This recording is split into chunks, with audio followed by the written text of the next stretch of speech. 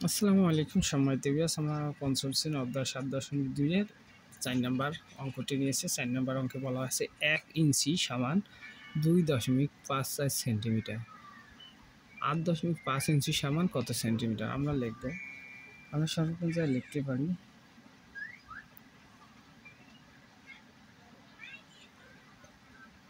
সমাধান লিখতে পারি ১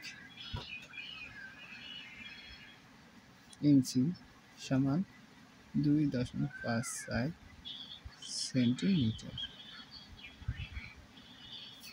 অতএব ৮.৫ ইঞ্চি সমান ২.৫৪ গুণন ৮.৫ সেন্টিমিটার। এটা আমরা সমিতি ব্যাস, এটা আমরা গুণ করে নিব। এটা আমরা আলাদাভাবে গুণ করে নিব। ২.৫৪ এখানে আছে ৮.৫, তাহলে আমরা কী করে গুণ করে নেব? ৪ ৫ ২০, শূন্য হাতে হলো ২, ৫ ৫ ২৫ আর ২ ২৭, ৭ হাতে হলো ২, ৫ আর ২, ৫ দুগুণে ১০ আর ২ ১২, তাহলে ১ কাটা।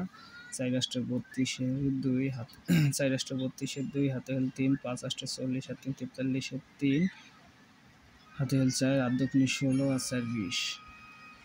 কী করবো আমরা এখন? যোগ করে নিব।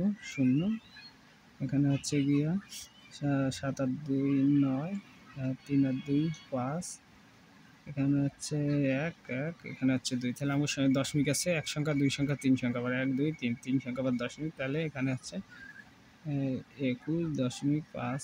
তাহলে আমাকে অ্যান্সার গুণ দাঁড়াইলো ২১.৫৯, এটাই আমাদের অ্যান্সার, এত সেন্টিমিটার। তাহলে ৮ ইঞ্চি সমান দাঁড়াইলো এত সেন্টিমিটার, ৮.৫ ইঞ্চি সমান এত সেন্টিমিটার আমাদের অ্যান্সার।